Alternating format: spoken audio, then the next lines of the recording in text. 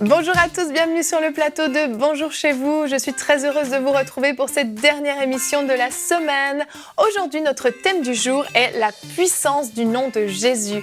Et aujourd'hui, c'est Frank qui va nous apporter la pensée du jour. Et nous terminerons avec la rubrique C'est mon histoire dans laquelle nous avons reçu Audrey Mac qui nous a raconté l'histoire de la petite Sarah qui a été guérie des séquelles d'une méningite. Voilà, vous connaissez le programme, je vais retrouver les chroniqueurs.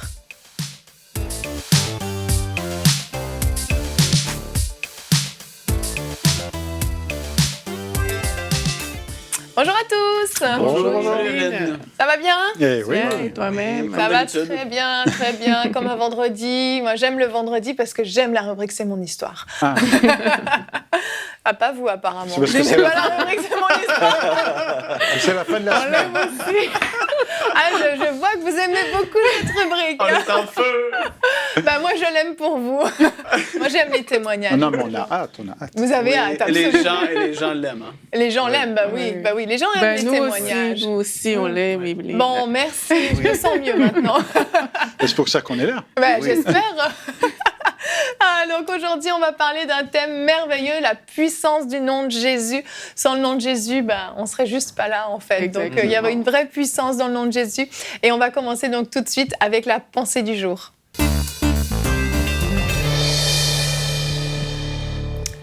Frank Poulain, il y a de la puissance dans le nom de Jésus. Alléluia, oui. Et il y a un chant comme ça. Il y a la puissance dans le nom de Jésus. Pour briser. Et il y a... Je continue. Pour briser les chaînes. Ah oui. Amen. J'aimerais ça être vraiment chanter du gospel bien, mais c'est pas ce que Dieu m'a appelé à faire. Ah, chacun son Et appel, puis, Frank. et oui, en effet, il y a de la puissance dans le nom de Jésus et c'est un thème que j'aime énormément parce que c'est quelque chose que je vis et que j'ai vécu depuis que je suis petit. Et puis, dès lors que j'ai commencé même, si on peut dire, dans le ministère, j'ai vu qu'il y a de la puissance dans le nom de Jésus. Et ce n'est pas des choses qu'on dit comme ça, ce n'est pas des histoires qu'on raconte, c'est une réalité. Il y a vraiment une puissance dans le nom de Jésus. Et puis aujourd'hui, on va regarder ensemble dans Marc 16 et versets 17 et 18 en commençant. La parole dit, « Voici les miracles qui accompagneront ceux qui auront cru. Ouais. En mon nom, ils chasseront les démons. Ils parleront de nouvelles langues, ils saisiront des serpents. S'ils boivent quelques breuvages mortels, il ne leur fera point mal. Ils imposeront les mains aux malades et les malades seront guéris. Et c'est une réalité. Il y a tellement une puissance dans le nom de Jésus et c'est vraiment une grâce de pouvoir marcher en tant que fils et fille de Dieu et puis d'avoir ce nom qui nous a été délégué. C'est tellement puissant et lorsque vous commencez à le vivre pour vous-même, ça change complètement tout en fait. Et même la parole de Dieu devient beaucoup plus réelle pour nous parce qu'il y en a beaucoup qui sont attachés à la parole, qui aiment Dieu, mais qui ne vivent pas justement qu'est-ce que Marc 16 vient de nous dire. Ils chasseront des démons en mon nom, ceux qui auront cru. Ils vont imposer les mains sur des malades et ils seront guéris. Et quand tu vis la vie du disciple en marchant avec l'autorité du nom de Jésus, c'est incroyable. Et puis, Philippiens chapitre 2, pour ceux qui peuvent se demander pourquoi est-ce que le nom de Jésus est si puissant. Philippiens, chapitre 2, et les versets, on va lire à partir du verset 8, mais les versets 5 à 11 sont très intéressants pour vous à la maison. Le verset 8, la parole nous dit « Et ayant paru comme un simple homme, il s'est humilié lui-même, se rendant obéissant jusqu'à la mort, même jusqu'à la mort de la croix.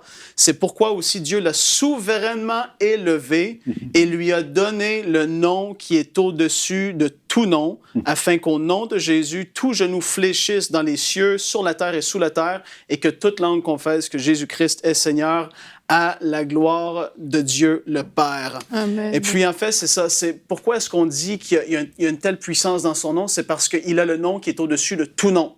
Tout nom qui peut être nommé, son nom est au-dessus de cette chose. Tout démon qui peut agir ici sur cette terre et qui peut vouloir faire du tort à des personnes, le nom de Jésus est assez puissant pour faire sortir ce démon de cette personne-là. Et comme j'ai dit, c'est de vivre ces choses. C'est tellement fort. Il est mort sur la croix. Et en mourant sur la croix, il a vaincu le péché, il a vaincu, on l'a souvent dit dans d'autres émissions, la maladie, il s'est fait pauvre pour nous, il a dépouillé toutes les dominations, les principautés de cette terre, tout le royaume des ténèbres, il les a vaincus Et en faisant ainsi, il nous a délégué son nom par la suite. C'est ça qu'il avait dit aux disciples. En mon nom, vous allez faire ces choses-là. Et puis, c'est ça qu'on doit comprendre. Son nom, il nous a été délégué. C'est une délégation d'autorité qui a été faite pour nous. Et puis, lorsqu'on parle en son nom, pourquoi est-ce que c'est si puissant? C'est que c'est comme si c'est lui-même, en fait, qui le fait. Moi, je me souviens, j'étais tout jeune et puis j'avais eu cette révélation-là. Mon père me l'avait dit, c'est quand tu pries au nom de Jésus, parce que parfois, on est plus jeune, on dit au nom de Jésus, on pense que c'est comme une espèce de formule. Au nom de Jésus, on prie au nom de Jésus. Mais c'est comme si c'est Jésus lui-même qui le fait. Et là, wow! Soudainement, tu te dis, quand j'impose mes mains au nom de Jésus, c'est comme si c'est Jésus lui-même qui est là en chair et en os qui le fait. Et tu parles en son nom, il t'a donné l'autorité de son nom, de tout ce qu'il a vaincu à la croix, tu as autorité de marcher sur ces choses-là. Donc, quand quelqu'un a un mauvais esprit et que ça se manifeste, si vous l'avez jamais vécu et que vous le vivez, vous voyez, c'est tellement fort. Tu dis, au nom de Jésus. Et là, le démon, il commence à se débattre. Sors de lui. Et là, la personne vient de délivrance. Tu dis, wow, il y a de la puissance dans le nom de Jésus. C'est pas juste une théorie, c'est pas un fait, c'est pas quelque chose qu'on parle de comme ça sans le vivre. Les gens du monde peuvent penser ce qu'ils veulent. La réalité, c'est que le nom de Jésus est plus puissant que toutes ces choses-là, que toute maladie qui a un nom qui se nomme le nom de Jésus est au-dessus de cette chose-là. Il faut marcher là-dedans. Il y a de la puissance dans son nom. Il a tout vaincu à la croix. Et puis, en fait, c'est ça, il nous a donné le droit de marcher en son nom. Et puis, c'est comme cette image qu'on peut laisser aux gens. Si vous avez quelqu'un qui serait très riche dans votre famille, et puis lui, cette personne-là va vous dire, ben, je te donne le droit de signer en mon nom des chèques du montant que tu voudrais. Tu dirais, wow, c'est incroyable, cet homme-là, il a vraiment une puissance financière et il me donne le droit légal d'utiliser son nom. Ben, Jésus a fait la même chose. Il nous a donné le droit d'utiliser son nom. On doit le faire. Marchez dans ces choses-là. Si vous avez cru en lui, s'il est le Seigneur de votre vie, vous avez le droit de l'utiliser. Et je termine sur cette pensée. C'est pas une formule, comme je l'ai dit, entre guillemets, magique, parce qu'on a vu dans le livre des Actes, il y a eu les fils de Sheva qui ont voulu utiliser le nom de Jésus vis-à-vis des mauvais esprits. Justement, ils ont dit, au nom de Jésus que Paul prêche, sortez de lui. Les démons ont dit, nous, on connaît Paul, mais toi, qui es-tu? Pouf, pouf, pouf. Ils se sont fait malmener, jetés nus dans la rue. Et puis, on a vu que c'est ça, c'est réservé aux fils et aux filles de Dieu. Les démons connaissent le nom de Jésus.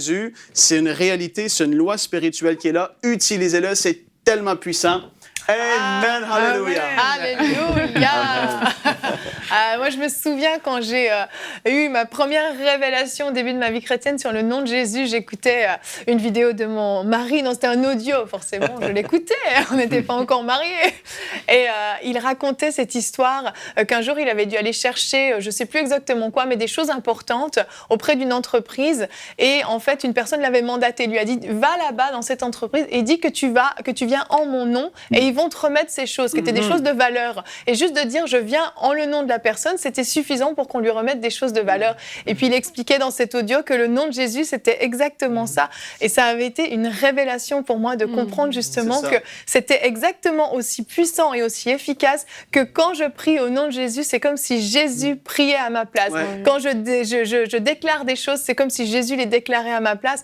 Et waouh, ça change tout, hein? Ah ouais, c'était une révélation, vraiment. Je pense que c'est vraiment la prise de conscience doit se faire dans la vie de tout chrétien. Parce que trop souvent, à force d'être resté à l'église, on pense que le nom de Jésus, c'est la phrase de conclusion d'une prière. Oui, c'est ça. Et moi aussi, avant, pour moi, c'était une conclusion parce que voilà, on nous a appris que quand on prie, il faut dire au nom de Jésus, Amen. Donc, tu finis de dire tout ce que tu as à dire et puis au nom de Jésus, Amen. C'est ça. Mais quand on découvre que c'est vraiment pas la conclusion d'une prière, c'est vraiment avec une autorité, c'est une autorité qu'on porte et c'est avec ce nom-là qu'on vient vers Dieu et c'est à ça que Dieu regarde au final. Parce que si c'était que nous, ben, on n'est rien. Oui. Mais c'est parce qu'on est couvert par l'autorité, par la puissance de Jésus qu'on est, entre guillemets, crédible, j'ai envie de dire, dans tout ce qu'on fait pour le Seigneur. Donc vraiment, chaque chrétien devrait prendre conscience du nom de Jésus. Si les gens qui nous regardent à la maison n'ont pas cette conscience-là, mais c'est le jour de votre interpellation. Chaque chrétien doit prendre conscience que le nom de Jésus transporte une autorité, ça transporte la puissance, ça transporte la vie. Il y a tellement, en fait, le nom de Jésus a tout ce dont on a besoin pour mener notre vie sur la terre telle que Dieu l'a prévu dans son plan parfait. Exactement. Je ne sais pas si vous avez remarqué, quand vous évangélisez, on peut parler de Dieu en général et les gens faut pas trop Oui, c'est déranger. vrai. Mais dès qu'on commence à prononcer le nom de Jésus, tout de suite, on voit, là, il y a un changement dans l'atmosphère. merveilleux. C'est vrai, hein, n'est-ce pas? Les gens sont comme, je suis dérangé, Ah, ouais. mais c'est là, quand on parle de Jésus, ou même à l'église, des fois, le dimanche matin, si je vois que les gens, on dirait, sont endormis, et là, je déclare le nom de Jésus dans l'atmosphère, puis il y a un changement là, dans le monde spirituel. Donc, certainement, je crois, là, ce que tu dis, Frank, c'est biblique. Il y a de la puissance dans le nom de Jésus. Je vais vous le prouver avec le verset du jour. Je sens un peu d'incrédulité parmi nous. Le verset du jour, Philippiens 2:9. Dieu l'a souverainement élevé et lui a donné le nom qui est au-dessus de tout nom. Amen. Et c'est ça qui donne la puissance au nom de Jésus. C'est parce que c'est le nom qui est au-dessus de tout nom. Quand Jésus a été crucifié à la croix, qu'il a vaincu la mort, qu'il est ressuscité, son nom est devenu le nom le plus puissant que la terre ne pourra jamais connaître. Supérieur, c'est au-delà de tout ce qu'on peut imaginer. Il a reçu l'autorité sur tout ce qui était spirituel, dans le monde spirituel, les démons, les dominations, Satan. Le nom de Jésus est supérieur à ça, à la maladie, à la pauvreté, à l'échec, à tous les fruits de la malédiction. Le nom de Jésus est supérieur à toutes ces choses parce que Dieu l'a souverainement élevé. J'aime tellement En même ce temps, verset. pour moi, je pense le nom de Jésus est la plus belle prière aussi. Des fois, on est épuisé, on ne sait pas quoi faire, on dit Jésus, et c'est une prière. Oui, Oui, et c'est oui, suffisant pour oui. nous sortir des situations c'est les ça. plus complexes. Ouais. Parfois, on a un truc qui va arriver, Jésus, et puis Ah, c'est tout vrai, est hein. OK.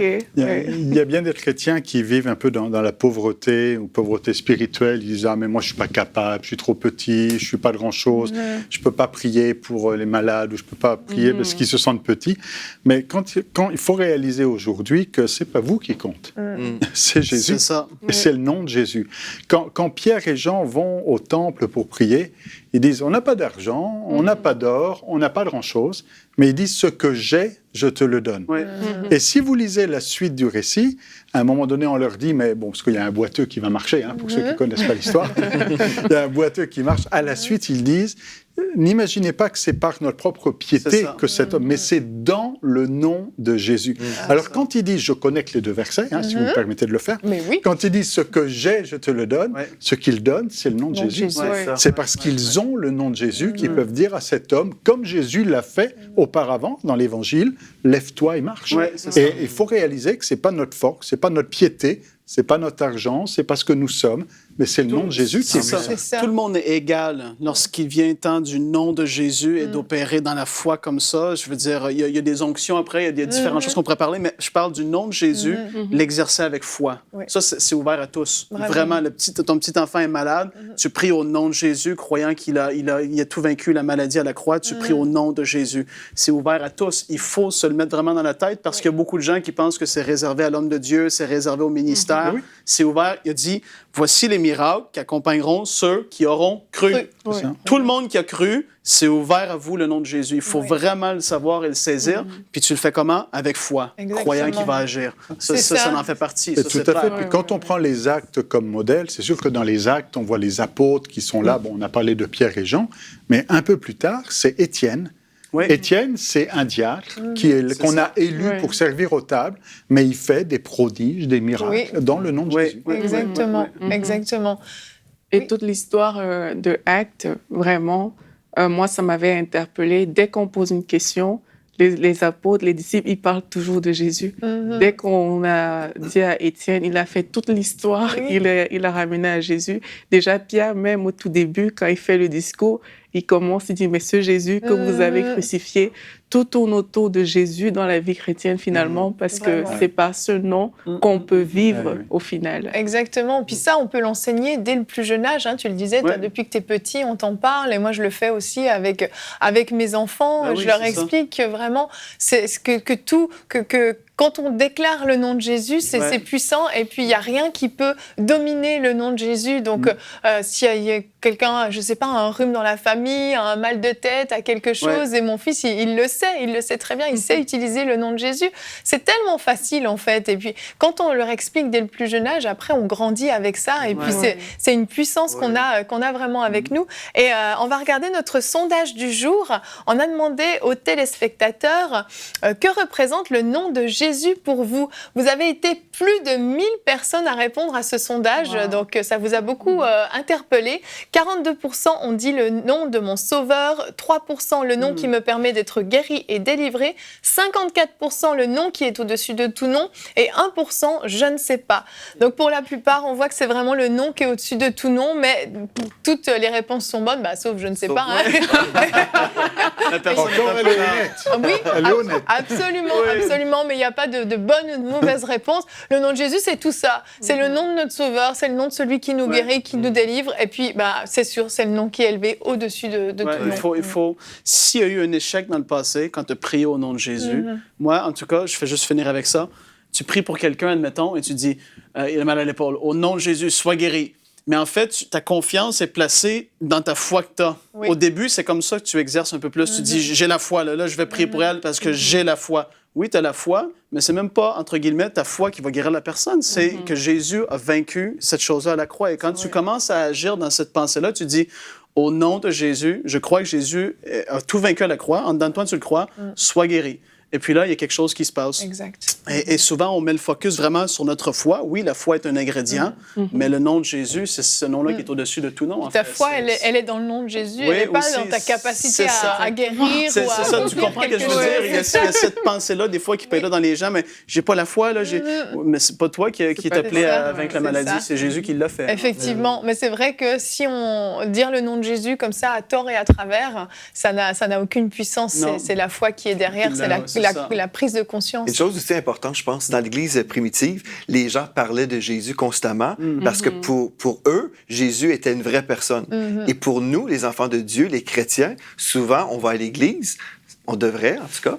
On va à l'église, on a une routine chrétienne. Et souvent, moi, j'ai remarqué que les chrétiens ne parlent pas de Jésus ou ne parlent pas de Saint-Esprit, ce serait d'autres choses. Mais on parle souvent de la vie chrétienne, de notre équipe, de louanges, de toutes sortes de choses reliées à l'église locale. C'est bien aussi. Mais est-ce qu'on parle vraiment de Jésus? Moi, je trouve que c'est important. Nous sommes chrétiens parce que nous aimons Jésus. Donc, on devrait parler de lui constamment parce que si nous sommes en relation avec Jésus, on va avoir des choses à raconter, n'est-ce pas? Exactement. Donc, moi, je pense que c'est une chose importante que les chrétiens reviennent à cet amour du Seigneur Jésus. Nous sommes chrétiens. C'est pour lui que nous vivons Christ, notre vie. Oui. Vraiment. Merci beaucoup, merci. On va continuer sur notre thème.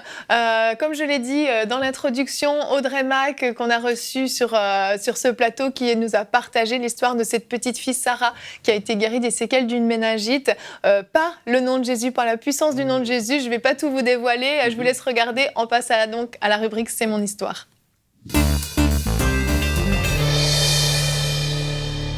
Et nous voilà pour la rubrique C'est mon histoire avec Audrey Mac. C'est un plaisir encore une fois de l'avoir avec nous. Elle va nous raconter le témoignage de ce couple qui avait adopté une petite fille qui était atteinte d'une méningite et qui avait tout un tas de problèmes dans son corps. Elle va nous en dire plus. Et elle les a exhortés à prendre autorité sur la maladie qui était dans la vie de leur enfant. Et leur enfant a été entièrement guéri. Donc on va écouter ce témoignage merveilleux. Bonjour Audrey. Salut Evelyne. Ça va bien? Ça va et toi? Oui, ça va super bien. Moi j'aime les témoignages. Le vert contre le bleu, waouh, comme une fleur. Je te retourne le compliment, Audrey, tu es magnifique. Et ma belle tresse. Et ta belle tresse. Que Stéphanie m'a faite. Il faut le dire. Et c'est ça, moi j'aime trop les témoignages comme ça de guérison quand il s'agit d'enfants en plus. Des petits-enfants comme ça qui n'ont rien demandé, qui n'ont rien fait de mal, qui ne méritent pas. Personne ne mérite d'être malade, bien sûr, mais là, c'est un témoignage vraiment formidable. Donc, comment ça s'est passé? Comment tu as connu ce couple? J'étais à Paris, je prêchais dans une église à Paris. Okay. Et j'enseignais ou je prêchais ce week-end-là sur la foi. Et comment vraiment prendre possession de ce que Dieu nous a déjà donné et vraiment de l'autorité qu'on a en Jésus pour prendre ce que Jésus nous a déjà donné. Et à la fin de ce temps de ministère, il y a un couple qui est venu vers moi avec une petite fille qu'ils avaient adoptée. Une petite fille, Sarah, à l'époque, elle avait à peu près 2 ou 3 ans. D'accord. Et bon, il l'avait adoptée. Et après l'adoption, elle a eu, je crois, une méningite très grave, très aiguë. Et bon, on va aller voir le témoignage plus tard où ça va vraiment, elle va nous expliquer ça en profondeur. Mais cette petite fille, quand je l'ai vue, on aurait dit un petit animal sauvage. C'est-à-dire que ses yeux étaient pleins de souffrance et de colère. Et elle avait le côté gauche qui était complètement paralysé. Et on ne pouvait pas la tenir en place, c'est-à-dire qu'elle se battait, on aurait dit c'était vraiment difficile. Et ses parents ils avaient en fin de compte amené cette petite fille chez le docteur et tout ça, ils avaient fait tout un tas d'examens et ils lui avaient dit madame, il n'y a pas beaucoup d'espoir, votre petite fille avait eu une méningite et voilà les séquelles de cette méningite et on peut plus rien faire. Une fois qu'elle a eu une méningite, c'est fini, il y a plus d'espoir pour elle. On peut plus aller en arrière. Ouais, c'est pas réversible. Et donc, le diagnostic était vraiment mauvais. Et les trucs, c'est que ils avaient fait des électroencéphalogrammes et les ondes cérébrales étaient tellement chaotiques, c'est ce qui fait qu'elle était comme un petit animal sauvage. Et c'était très difficile. Les docteurs avaient même dit, cette petite fille, quand elle va grandir, elle ne pourra jamais avoir une vie normale. Elle va être comme un légume. Vous allez devoir vous en occuper tout le temps. Bon, c'était vraiment lugubré. Et j'avais enseigné pendant le message sur la foi. Donc la foi était déjà là. Les parents avaient la foi. Et le fait qu'ils se soient approchés pour la prière, ça veut dire qu'ils, tout d'un coup, ils ont vu qu'il y avait de l'espoir pour leur petite fille et qu'ils n'avaient pas besoin d'accepter ce diagnostic comme étant la fin des choses. Amen. Et donc, ils se sont approchés en demandant, on me dit, Audrey, est-ce que tu pourrais prier pour Sarah? Alors, j'ai dit, ben oui, pas de problème. Et j'étais sur le point vraiment d'imposer les mains sur Sarah. J'ai mis mes mains sur Sarah, a commencé à prier pour Sarah. Et tout d'un coup, au cours de ma prière, le Saint-Esprit il me dit, Audrey, son papa a beaucoup plus d'autorité sur elle que toi. Oh. J'ai arrêté d'un coup, j'ai dit, ah oui, Seigneur. Il me dit, demande au Père, c'est le Père. Et il m'a dit, c'est son Père qui doit prier pour elle. Donc j'ai arrêté, j'ai dit, écoutez, je suis désolée, je dis, c'est pas que je ne veux pas prier pour Sarah, mais le Saint-Esprit m'a dit que vous êtes ses parents et que vous avez plus d'autorité sur elle et que ce serait beaucoup mieux à vous, monsieur. Et je me suis adressée au papa, car il est le chef de famille. Je dis vraiment, vous avez autorité sur votre petite fille et je crois que ce serait beaucoup mieux à vous de prier pour elle. Il m'a regardé, il me dit, ouais, moi, pourquoi? Mais j'ai jamais fait ça. Il me dit, mais comment je fais ça? Je sais pas. Il avait l'air... Je dis, mais écoutez, vous m'avez entendu déjà un petit peu prier et vous avez entendu ce que j'ai enseigné, ben vous pouvez faire la même chose. Vous n'avez pas besoin d'avoir un diplôme de théologie, non.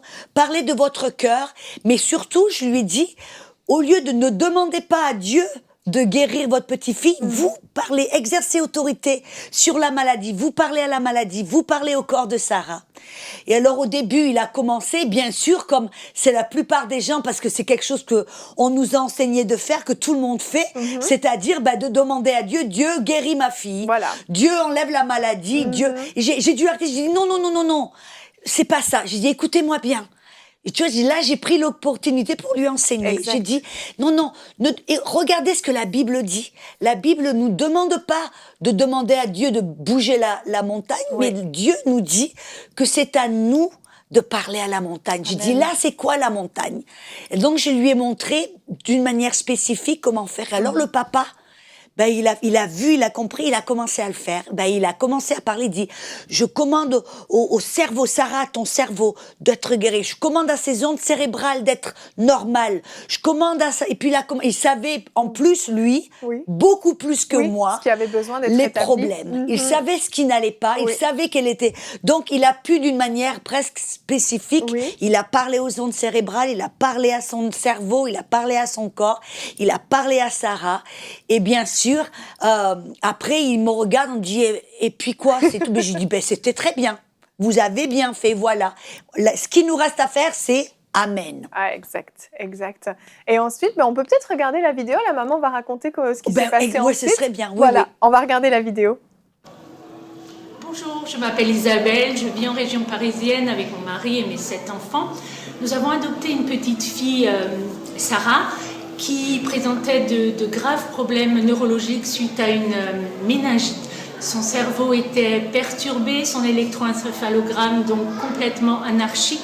Et les médecins nous disaient, suite à cet électroencéphalogramme, cet enfant ne pourra jamais vivre normalement. Ce sera un légume. Elle était d'ailleurs paralysée, une hémiparésie du côté gauche. Et les médecins nous donnaient un diagnostic mauvais. Audrey est venue dans notre église. Elle a prêché sur la guérison divine. Ça a fortifié notre foi. Elle a enseigné mon mari et moi-même, notamment mon mari en tant que chef de famille, à parler à la maladie et à l'ordonner de quitter le corps de Sarah. Audrey a aussi posé ses mains sur Sarah, imposé les mains selon la Bible. Et suite à cela, nous avons désiré vraiment refaire un examen. 3 semaines après, nous sommes retournés à l'hôpital faire ce lourd examen électroencéphalogramme dans le sommeil. Et gloire à Dieu, l'examen était 100% normal. Nous glorifions le Seigneur et nous le remercions de tout notre cœur. Vraiment, gloire à Dieu pour cette guérison. Il l'a fait pour nous et ce que je veux vous encourager, c'est qu'il peut le faire pour vous aussi. Il est vivant. Amen.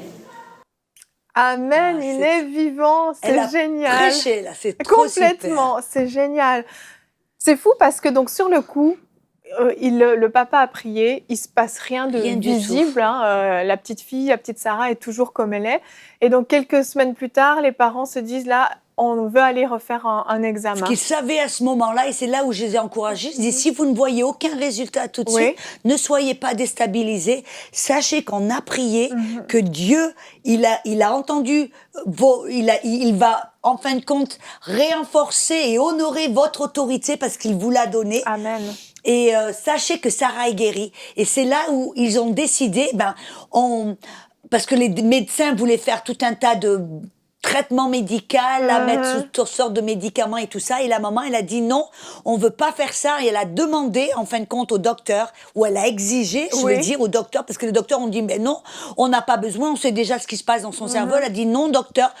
Elle lui a dit, en fin de compte, on ne va pas la mettre sous traitement, on ne va pas prendre de médicaments, je voudrais d'abord qu'on fasse un électroencéphalogramme. Il a dit, et docteur, si l'électroencéphalogramme est le même, alors peut-être qu'on verra, on envisagera quelque chose. Okay. Mais et donc elle a vraiment mis le point. Oui, ils ont mis le point, voilà. Et bien, comme on a entendu, l'électroencéphalogramme est devenu complètement normal. Les docteurs étaient époustouflés en disant mais qu'est-ce qui se passe? Pourquoi? Il y a quelques semaines, c'était chaotique, anarchique, comme Isabelle nous l'a précisé. Et c'est donc de là que la petite fille a été complètement guérie. Et c'est super, parce que moi, c'est ce qui je me réjouis parce que des fois on prie, on voit des guérisons, mais des fois du temps après on se demande est-ce que c'est toujours, comment est la personne. Et je suis retournée dans la même église 1 an plus tard et alors là on voit la photo en fin de compte de la petite Sarah. Quand j'ai prié pour elle la première fois, on voit la photo avant et puis c'était 1 an et demi plus tard, on la voit après complètement changée et puis elle courait partout, elle était pleine de vie et on voit son visage, la joie, la paix transformée, et c'est ça. Mais ce qui est formidable, c'est que ce n'est pas moi qui ai prié, c'est son papa qui a prié. Et explique-nous un petit peu pourquoi son papa avait plus d'autorité que toi. C'est le Saint-Esprit qui te l'a dit. C'est le Saint-Esprit qui nous a montré, et c'est là qui est puissant, c'est parce que dès le début, on voit quand Dieu a créé l'homme, il lui a donné, il l'a mis dans le jardin, et il lui a dit, je te donne tout ça, et je te donne toute domination et toute autorité. Et c'est à toi, d'Adam, d'assujettir, de garder, de protéger ce jardin. C'était à Adam, en fin de compte, d'empêcher l'intrudeur et le voleur et le diable de rentrer dans le jardin. Et on sait que Adam ne l'a pas fait. Quand Ève a été tentée, Adam, il était là, il a vu, il a entendu, et il n'a pas exercé cette autorité. Et en fin de compte, ce que le Saint-Esprit nous montre, c'est qu'aujourd'hui, en Jésus a récupéré cette autorité et il a dit, en fin de compte, j'ai reçu toute autorité dans les cieux et sur la terre, mais il nous a donné, il dit, je vous donne les clés du royaume. Amen. Et tout ce que vous liez sur la terre sera lié dans les cieux, tout ce que vous délierez sur la terre sera délié dans les cieux. En d'autres mots, Jésus nous montre que c'est à nous maintenant, nous sommes comme Adam, nous sommes là pour protéger, pour préserver, pour garder notre jardin. Et un chef de famille, un papa et une maman, s'il n'y a pas de mari, parce que il y a beaucoup de mamans ou de monsieur qui sont monoparents, c'est le chef de famille qui est maintenant qui a l'autorité et qui a la responsabilité de préserver, de garder, de protéger le jardin. Votre famille, monsieur, c'est votre jardin. Madame, maman, votre famille, c'est votre jardin. Et vous avez l'autorité. Amen. Au nom de Jésus, on voit ce papa qui ne savait pas, qu'il l'avait jamais fait, il ne savait pas. Au début, il dit, mais qu'est-ce que je dis? Comment je fais? Je sais pas. Et je lui dis, vous parlez à la maladie parce que Jésus nous a dit, quiconque parle à la montagne et lui commande. Et la montagne, c'est quoi? Pour Sarah, c'était son cerveau anarchique, les ondes cérébrales perturbées, cette paralysie. Il dit, quiconque parle à la montagne et lui commande de se ôter dans la main, ne doute pas que ce qu'il dit se fera, il le verra s'accomplir. Et donc, ce papa, c'est ce qu'il a fait. Au début, il était un petit peu hésitant, puis tout d'un coup, il l'a fait. Et ce qui est la beauté, c'est que même si c'était sa première fois d'exercer son autorité, regardez un peu comme ça a marché. C'est clair, le résultat a été merveilleux. Hein. Ça a encouragé à le refaire. Ah oui. Exactement. Ouais. Et donc, je veux encourager les papas parce que très souvent, moi, je reçois des emails, même enseigne-moi.com, EMCI-TV, vous recevez des emails tout le temps, priez pour ma famille, priez pour ça.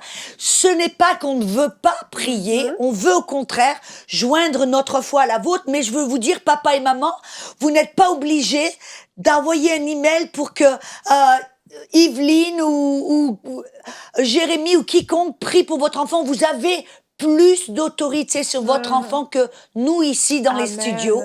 Vous n'avez pas à attendre. Si votre enfant a de la fièvre au milieu de la nuit, voilà, vous pouvez à ce moment-là, parler à la maladie, parler à cette fièvre, commander de se ôter, de partir de ce corps. C'est ce que Jésus a fait. Il a réprimandé la fièvre. Exactement. Il parlait à la maladie. Il a parlé même à la tempête.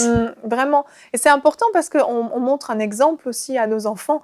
On leur montre que quand on se positionne, maman n'est pas faible devant la maladie, maman n'a pas peur devant la maladie, ou papa en l'occurrence, et on leur montre que justement, on ne se laisse pas faire, et on sait que les enfants apprennent beaucoup par l'exemple. Exactement. Donc ensuite, plus tard, ils vont le reproduire eux-mêmes lorsque, je ne sais pas, leur petite sœur, leur petit frère, leurs camarades à l'école auront un bobo, une maladie, peu importe, ils auront automatiquement le réflexe parce qu'ils l'auront vu, et ils auront vu Dieu agir. Et j'aime vraiment ce que tu dis par rapport à l'autorité pour terminer, parce que c'est vraiment merveilleux, c'est vrai, le mari, c'est le chef de la famille et c'est pas juste une étiquette comme ça qu'on donne, c'est vraiment quelque chose de puissant, c'est l'autorité au-dessus de la famille, spirituellement parlant, il y a une vraie puissance, il y a une vraie autorité. C'est pour ça que le monde a fait de son mieux pour, en fin de compte, pour détruire l'image du chef de famille. Le chef de famille, on le voit partout, dans la télé et tout ça, on lui casse cette image d'une personne qui a autorité, que l'on peut honorer, respecter et qui va, face à la maladie, à cette autorité qui est un chef. On lui a enlevé cette identité que vous, messieurs, vous devez prendre et commencer à exercer cette autorité dans votre famille. Amen, amen. Merci beaucoup, Audrey, pour ce témoignage et on espère te retrouver bientôt parmi nous. Hein. Merci, à bientôt. Au revoir. Voilà un excellent témoignage qui, je suis sûre, vous a édifié à la maison. Vous avez vu la puissance du nom de Jésus, l'autorité qu'on a dans le nom de Jésus. C'est absolument extraordinaire et je vous invite à l'expérimenter chez vous. Cette puissance est disponible dès aujourd'hui. Merci beaucoup de nous avoir suivis. On se retrouve lundi et bon week-end.